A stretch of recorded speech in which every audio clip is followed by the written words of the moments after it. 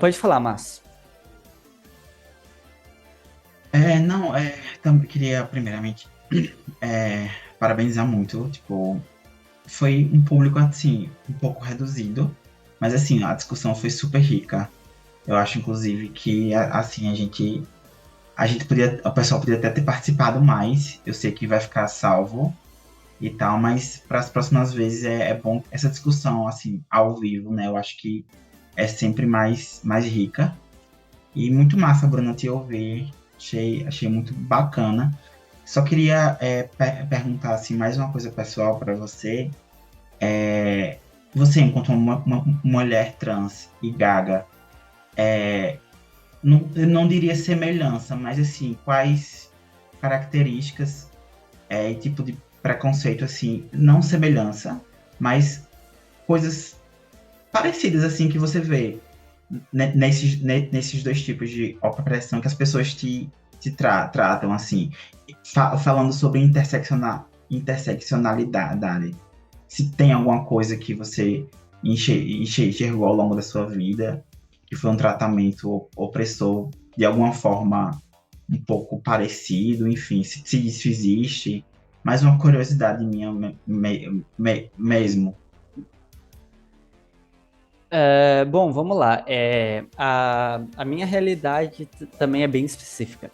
Eu desconfio da minha mãe ser autista. De verdade, eu desconfio dela ser autista.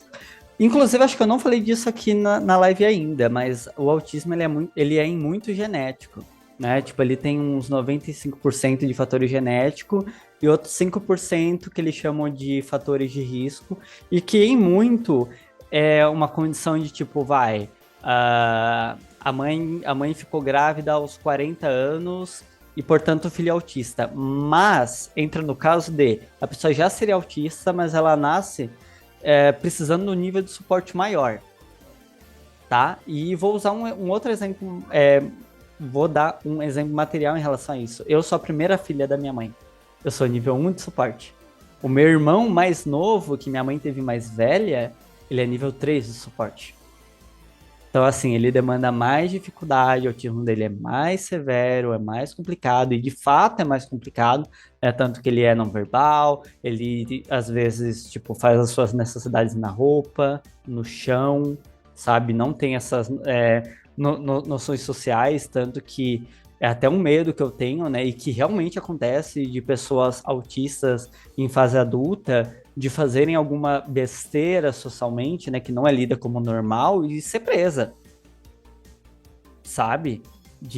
Enfim, de tirar roupa, sabe, no meio da rua, né? E são coisas assim que perturbam a sociedade, né? E infelizmente, às vezes até a pessoa tendo laudo é realmente um problema assim, realmente sendo a pessoa poder ser presa, tá? Isso é bem realidade. E, enfim, né, por que que eu falei de tudo isso, né? Eu tendo suspeita da minha mãe ser autista, eu já tive muitos privilégios, por exemplo, questões sensoriais. Minha mãe, desde antes de eu nascer, ela já tirava as etiquetas da roupa dela, porque ela também tem o transtorno do processamento sensorial. Ela também se incomoda com as etiquetas.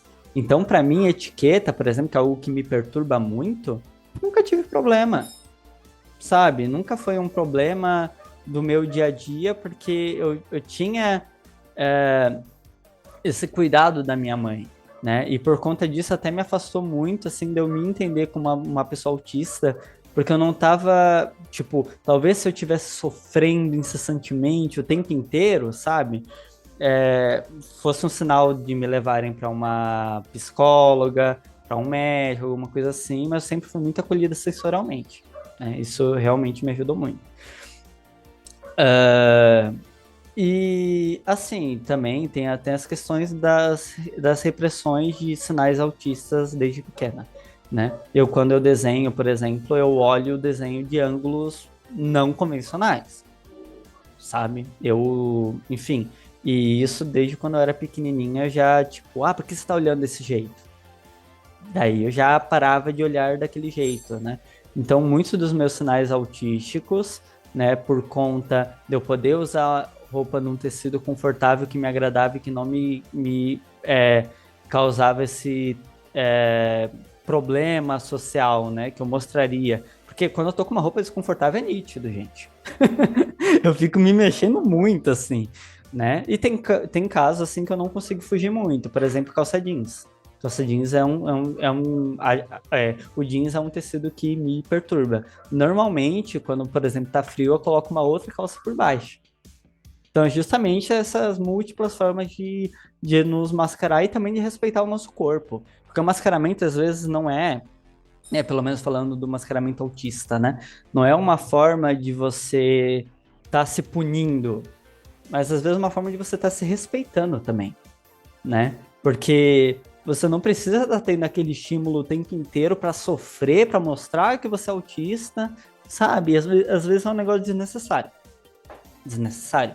Por isso, um fone abafador, né? Essas coisas são tão importantes para pessoas autistas, tipo, não só para elas não mostrarem tanto o autistar, né? Os seus sinais autistas, mas também para se prevenir, né, sensorialmente, e, enfim, dessas formas que, querendo ou não, são agressivas para os nossos corpos, né, para as nossas existências.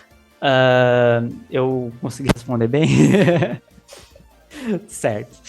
Deixa